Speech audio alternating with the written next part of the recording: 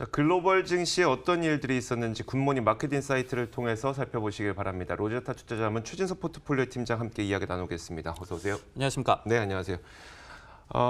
사실 제 기억으로는 2019년 1월에 그 연준 의장이 갑자기 중립금리에 대한 스탠스를 확 바꾸면서 시장이 확 돌아섰던 기억이 있어서 저는 아직까지도 정책 발표를 하면 시장에 돌아설 거란 희망을 갖고 있었는데 오히려 요즘에는 정책 발표하면 실망감 때문에 패닉 매도세가 훨씬 더 커지는 모습이에요. 사실은 오늘장 같은 경우에도 반등에 대한 좀 기대감이 있었죠. 네. 왜냐하면은 이 관련된 이벤트들이 있었기 때문인데, 근데 말씀을 하셨듯이 지금 각국 정부나 아니면은 중앙은행에서 조치를 발표하면 발표할수록 시장이 오히려 좀 실망감을 정립을 하면서 패닉성 매도세가 아직까지 좀 이어지고 있는 것 같습니다.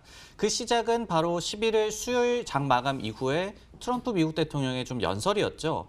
주요 내용을 좀 살펴보자면은 첫 번째로 영국을 제외한 유럽발 미국 여행을 30일간 중단하고, 두 번째로 코로나19와 관련을 해서 좀 생계 위협을 받는 근로자들을 위한 전례 없는 금융 구제책을 곧 발표하겠다. 세 번째로 미국 소기업협회에 피해 지역이라든지 기업을 상대로 저금리 대출 제공을 권고하겠다. 네 번째로 피해 기업 개인 상대로 한 납세 유예를 지시하겠다.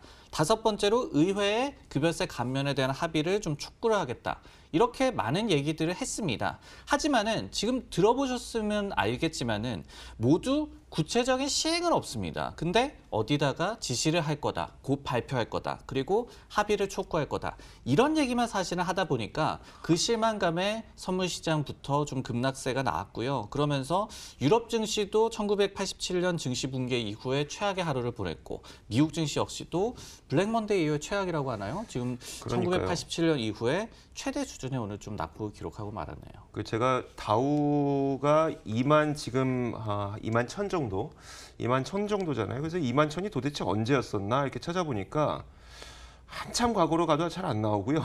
한 2016년 전쯤까지 가야 3년 전, 그렇죠. 뭐한 2016년, 2015년 그 전쯤까지 가야 되는데 3년 동안 읽어놓은 거를 지금 한 2주 만에 거의 다 무너뜨렸어요. 굉장히 좀 그 시장에 계신 분들 다들 힘드실 텐데 지난 밤 사이에 나왔던 유럽 중앙은행의 통화정책 회의에서 내놓은 부양책도 금리를 변경하지 않으면서 굉장히 실망스러웠어요. 맞습니다. 두 번째 실망감을 정립한 그런 이벤트가 네. 결국은 됐죠. 월 200억 유로 규모의 자산 매입에 더해서 연말까지 ECB가 한시적으로 1,200억 유로를 추가로 매입하겠다라고 밝혔습니다. 충분히 뭐 괜찮은 정책이라고 해석이 될 수도 있겠지만은 시장은 역시 이 예금금리 지금 마이너스 0.5%인데 한 최소한 0.1%포인트의 인하를 좀 점쳤었죠. 근데 추가 인하가 없자 시장이 또 한 번 좀 실망을 하고 말았습니다. 라가르드 ECB 총재는 중앙은행이 대응 최전선에 나서서는 안 된다고 얘기를 했거든요. 그러면서 재정 정책에 대한 필요성을 좀 강조를 했는데 네. 원래도 ECB 같은 경우에는 각국이 또 모여 있어서 어떤 부양책을 발표를 할 때, 그리고 시행을 할 때도 협의를 좀 거쳐야 되고, 그렇죠. 그러다 보니까 원래도 이제 각국 정부가 좀 알아서 해라. 그러니까 재정 정책으로 좀 아니면 구조 조정으로 좀 해라. 이런 네네. 부분들을 얘기를 하는데 이번에도 이 부분을 재강조하면서 시장 역시도 좀 실망하고 말았네요. 알겠습니다. 금리를 인하하게 되면 지금 경기 상황이 뭐 좋은 국가는 없겠지만 어쨌든 모든 국가에게 다 영향을 미칠 수밖에 없어서 재정 정책을 통해서 각국에서 이제 경기 부양을 좀 해줘야 된다는 이야기를 강조한 건데 어쨌든 글로벌 시장에서 보기에는 ECB가 금리를 변화시키지 않았네라는 것 때문에 좀 실망감이 컸던 것 같고요. 그나마 미국 연준이 단기 자금을 굉장히 크게 공급한다고 해서 이거는 좀 반등을 노릴 수 있지 않을까라는 기대감을 갖게 만들었었거든요. 사실은 그리고 오늘 시장에서 반짝 좀 이 반영이 있었죠. 네네. 연준 같은 경우에는 지난해 9월이었죠. 레포 금리가 좀 급등을 하면서 시장에 좀 개입을 시작을 했고, 그 이후에 한 달에 한 600억 달러 규모의 단기 국채도 좀 매입을 해왔습니다. 근데 이번에 발표한 조치가 이번 주에 최소 그러니까 주 최소 1조 달러 정도의 개입을 좀 확대를 하겠다, 레포 시장에 대해서. 그리고 매입하는 국채의 종류를 좀 다양화하겠다고 좀 발표를 했습니다.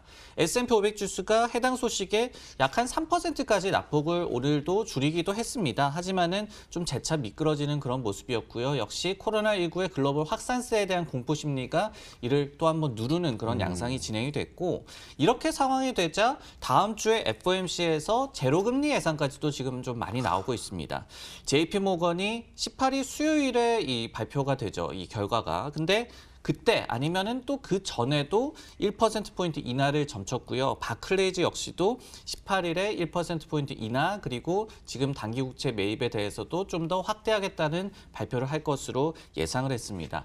그래프를 한 가지 준비를 해봤는데요. 미국 증시가 최근에 좀 많이 빠지면서 지난 대선 수준까지도 시가총액이 다시 한번 회귀를 했습니다. 네. 무슨 얘기가 되냐면은 트럼프 대통령 입장에서는 자신이 부임한 이후에 증시가 굉장히 잘 가고 네네. 사상 최고 체인지를 벌이는 것을 과업으로 좀 자화자찬을 했었잖아요. 그렇죠. 근데 이런 부분들은 사실은 좀 재선 가도에 좀 치명적일 수가 있다는 얘기가 되겠죠. 네네. 이런 부분이 또 연준에 대한 압박, 이런 부분에 대해서는 어떻게 좀 영향을 미칠지도 앞으로 이제 이 일주일도 남지 않았는데 FOMC 앞두고 좀 지켜봐야 될 것 같습니다. 팀장님은 생각은 어떠세요? 저는 지금은 연준 압박할 때는 아닌 것 같다. 트럼프 대통령이 정부에서 뭐 부채를 발행하든 아니면 뭐 재정을 어떻게든 써서 타겟티드된 정책을 좀 사용해야 될 것 같은데 좀 어떠세요? 사실은 그 부분도 좀 맞는 얘기가 되겠죠. 지금 금리를 뭐 또 인하하고 이런 게 중요한 게 아니고, 네네. 사실은 트럼프 대통령이 감세에 대한, 급여세 감면에 대한 이 얘기를 했을 때 시장이 좀 큰 폭으로 반향을 하지 않았습니까? 그 이유는 이런 조치들은 사실은 중산층들 그리고 일반 소비자들에게 직접적인 혜택이 돌아가는 그런 조치이기 때문입니다. 하지만은 이 부분이 의회의 어떤 좀 협의도 없이 성급하게 트럼프가 이를 언급해서 지금 오히려 좀 부정적인 반응이 나타난다, 이런 해석이 있기 때문에 네네. 말씀을 해주셨듯이 연준을 압박하기보다는 또 자신들이 말을 내뱉은 거를 또 그러니까요. 잘 주워 담을 필요도 있을 것 같습니다. 다우지수가 하루 전에 이제 약세장에 공식적으로 들어갔고, 지난 밤새 폭락과 함께 S&P 500과 나스닥 지수도 11년 만에 공식적인 약세장에 진입했죠. 맞습니다. 그리고 문제가 되는 거는 역사상 가장 짧은 6거래일 만에 미국 증시가 조정장에 진입을 했었거든요. 네. 근데 S&P 500 기준으로는 약세장 진입도 단 16거래일 만에 이루어졌습니다. 이전 기록을 좀 살펴보니까 1929년에 30일이 걸렸습니다. 여기에 대비해서도 절반 수준이었고요. 그 다음 기록도 1987년에 38일과 1962년에 115일이었기 때문에 얼마나 그 페이스가 빨랐는지를 알 수가 있고요. 전일의 다우지수 역시도 19거래일 만에 약세장에 진입을 한 것이었는데 그 이전 최고 기록은 1896년에 36일이었습니다. 그러다 보니까 이번에 얼마나 이 하락세가 가팔랐는지를 좀 가늠할 수가 있겠죠. 이렇게 짧은 기간 안에 시장을 패닉으로 몰아 넣은 계기는 물론 코로나겠죠. 사실은 그럴 것 같습니다. 네. 결국은 지금 나오는 얘기, 그리고 나오는 해석은 코로나에 따라서 증시가 움직였다, 이 얘기가 될 텐데, 네네. 정확하게 왜 이렇게 미국 증시가 좀 꼬꾸라진 그 계기를 살펴본다면은 앞으로 어떤 계기를 통해서 반등을 할 것인가에 대해서도 조금은 그래도 좀 계산이 설 것 같은데요. 바로 중국 외에서 코로나19의 확진자가 급증을 하기 시작했을 때부터 미국 증시가 굉장히 좀 좋지 않은 흐름을 보여줬습니다. 지금 그래프에 보시면은 왼쪽의 막대 그래프가 중국에서의 확진자 그래프고요. 네. 그리고 오른쪽에 있는 다른 색깔의 막대 그래프가 바로 중국의 지역에서의 확진자 그래프가 되겠습니다. 신규 확진자 수가 되겠죠. 그리고 이 꺾은 선은 S&P 500의 인버스 지수, 이 부분을 좀 말씀을 드리고 싶은데, 네네. 왼쪽에 중국에서 확진자가 굉장히 많아졌을 때는 이 미국 증시는 횡보하거나 거의 움직이지 않았죠. 타격을 받지 않았지만은 오른쪽으로 갈수록, 그러니까 글로벌에서 확진자가 많이 발생할 때부터 인버스가 치솟기 시작했습니다. 즉 네네. 하락세가 시작됐다는 얘기가 되겠죠.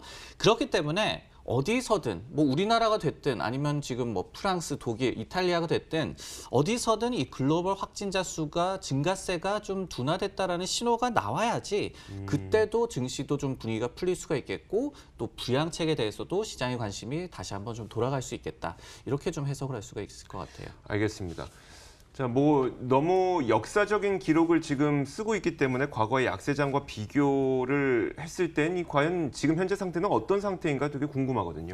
지금 이 약세장도 나오고 있고 그리고 코로나19도 계속해서 거세지고 있고 그러다 보니까 네. 각종 금융위기설 아니면 대공황설 이런 부분들도 조금씩 제기가 되고 있는데 네. 바로 전 약세장이 금융위기가 꼈었던 2007년 10월에서 2009년 3월이었어요. 근데 그때 당시에 증시가 한 57% 정도 하락을 했었고요. 그리고 다우존스 마켓 데이터에 따르면은 과거의 약세장 이 S&P 500 지수가 평균 146일 정도 지속이 됐었고 한 35% 정도 평균적으로 하락을 했다라고 합니다. 그렇기 때문에 만약에 이런 평균적인 수준으로 이번에도 약세장이 진행이 된다면은 어느 정도 이어질지 그리고 어느 정도 하락할지를 좀 가늠할 수가 있을 것 같고요.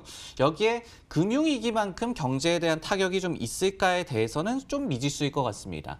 당시는 6분기 가운데 5분기에서 역성장이 나왔고 그리고 실업률도 미국에서 10% 정도까지 치솟았었죠. 네. 하지만은 현재는 코로나19 여파로 인해서 향후 몇 분기에 걸쳐서 GDP 성장률 한 1에서 2%포인트 정도의 타격 그리고 실업률도 현재 3.5%에서 한 3.8에서 4.1% 정도로 상승할 것이다라고 얘기가 되고 있기 때문에 이처럼 경제 구조적인 리스크는 아닌 만큼 코로나19의 확산세만 진정이 된다면 뭐 소망이 되겠지만은 그런 네네. 부분만 조금만 나와준다면은 빨리 하락한 만큼 또 빨리 반등할 길을 뭐 개인적으로도 그렇고 좀 시장 참여자들이 기대를 하고 있습니다. 그러니까요.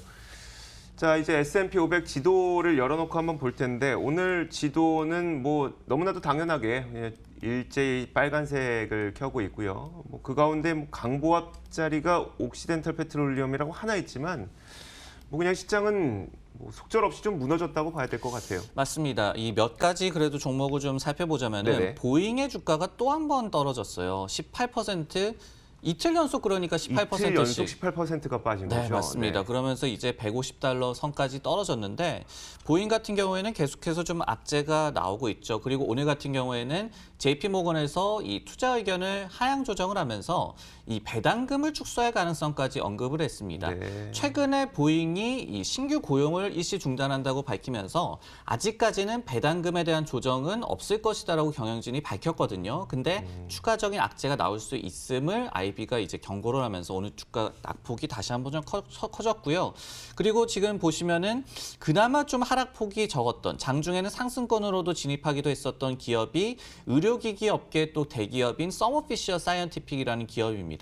결국 종가 기준으로는 그래도 한 2% 가깝게 하락세가 나타났는데 역시 의료기기 업계에서 규모도 갖추고 있고 그리고 진단 키트 부문에서의 또 기대감이 있는 그런 기업이기 때문에 상대적으로 좀 선전을 했고요. 여기에 또 몇 가지 기업을 살펴보자면은 최근에 이 코로나19에 대해서 어떤 또 사재기를 또 많이 하고 있기 때문에 코스트코의 주가가 좀 양호한 흐름을 보였다. 이런 얘기도 나왔었고 그리고 뭐 넷플릭스도 이런 수혜주로 꼽히기도 했었고 이런 여러 가지 얘기가 나왔던 아마존 같은 경우에도 온라인 쇼핑 수요가 늘어날 그렇죠. 거다. 이런 얘기들이 나왔었지만은 하지만은 오늘 같은 시장에서는 이런 얘기도 사실은 좀 의미가 굉장히 많이 퇴색된 그런 하루였습니다. 그러니까요. 종목 가운데 그 요즘 계속 눈에 띄는 종목들이 몇 가지가 있는데 제가 보기에는 뭐 디즈니도 계속해서 이곳저곳에 디즈니랜드 뭐 계속 뭐 폐업한다고 아니 폐업은 아니죠. 휴업한다고 하고. 근데 그 비슷한데 약간 다른 맥락의 기업이 있습니다. 나이키인데 코로나19의 피해주로 꼽히는 나이키도 사실 또 어떤 이벤트가 발생을 해서 급락했죠. 그렇습니다. 나이키 같은 경우에는 이 코로나19 확산 초기부터 직접적인 피해주로 지목이 됐었죠. 그렇죠. 근데 그때는 이제 중국에서의 어떤 소비가 위축될 것이다. 근데 나이키가 중국 시장 익스포저가 크니까 피해를 받을 것이다라는 얘기가 나왔다면은 이제는 각종 스포츠 행사에 차질이 예상이 된다. 이런 영향 때문에 나이키가 또 한 번 좀 주가가 휘청거리고 있는데요. 어제 바로 프랑스인 이 NBA 미 프로농구 선수가 코로나19 확진을 받았습니다. 그리고 추가적으로 몇 명의 선수가 더 확진을 받았는데 그러면서 NBA 리그가 전면 중단이 됐거든요. 나이키 같은 경우에는 NBA의 유니폼 스폰서일 뿐만이 아니라 수많은 NBA 스타들이 나이키의 스니커즈를 신고 나오죠. 그러다 보니까 엄청난 홍보 효과가 있는 그런 리그가 될 텐데 이런 부분이 상쇄될 것이라는 우려가 나이키에도 악재로 작용을 했고요. 실제로 미국의 1월에 중국발 신발 수입이 15.7% 전년 대비해서 급감했다라는 소식도 전해졌습니다. 역시 중국에서 생산을 해서 미국으로 이 신발을 들여온다는 얘기가 될 텐데 네네. 그 수요가 급감했다는 소식 역시도 데이터로 증명이 됐기 때문에 나이키 역시도 오늘 좀 겹 악재를 맞았습니다. 얼마 전까지만 하더라도 이게 그 매출 피해 혹은 이익 피해가 그렇게 크지 않을 거라는 이야기가 있었지만 지금은 실제로 이익이 줄어들고 있다는 게 증명이 되다 보니까 급락이 뭐 계속 이어지고 있는 것 같네요. 도쿄올림픽을 좀 뭐 연기하거나 아니면 취소하거나 이럴 가능성도 제기되다 보니까 이것도 나이키한테는 악재죠. 실제로는 이 WHO가 팬데믹을 선언했음에도 불구하고 일본에서 조직위는 예정대로 7월에 개최하겠다라는 입장은 고수는 하고 있거든요. 네네. 하지만은 일본 내에서도 최소한 1에서 2년 정도 연기 주장이 제기되는 등 이 도쿄올림픽의 정상 개최 가능성에 대해서 굉장한 좀 의구심이 확산이 되고 있습니다. 여기에 또 오늘 장중에는 MLB, 미국 메이저리그도 시범 경기를 중단을 하고 그리고 개막도 최소 2주 연기하겠다고 밝혔고요. 그리고 조금 전에 보니까 네. 미국 대학농구가 또 굉장히 인기가 많잖아요. 그렇죠, 네. 그 3월의 광란이라고 해가지고. 근데 그 행사도 취소를 했다고 하거든요. 네. 이렇게 스포츠계도 좀 발칵 뒤집힌 그런 상태이기 때문에 관련 기업들도 계속해서 좀 피해를 받고 있습니다. 그렇다면 나이키 한 기업을 봤을 때 이 코로나 이슈를 빼면은 그 나이키가 갖고 있는 본질적인 성장은 어떨까요? 네, 지금은 물론 힘들지만은 네네. 앞으로를 좀 내다보자라는 그러니까요. 의미에서 이 부분을 좀 체크를 해봐야 될 것 같은데 서스퀘아나라는 이 IB에서는 이번에 NBA 시즌 중단 여파를 반영해서 5월 결산 회계연도에 대한 매출 증가율 전망을 기존 8%에서 5.3%로 하향 조정을 했습니다. 그리고 목표 주가도 115달러에서 100달러로 하향을 했는데요.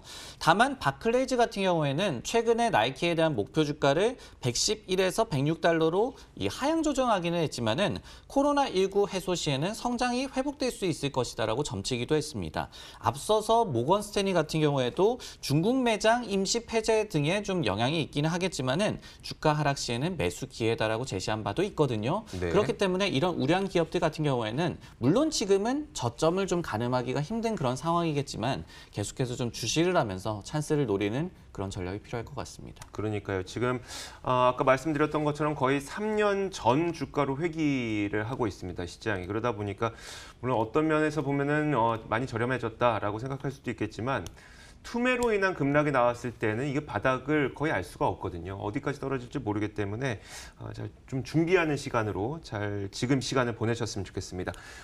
지금까지 로제타 투자자문 최진석 포트폴리오 팀장이었습니다. 고맙습니다. 네, 고맙습니다.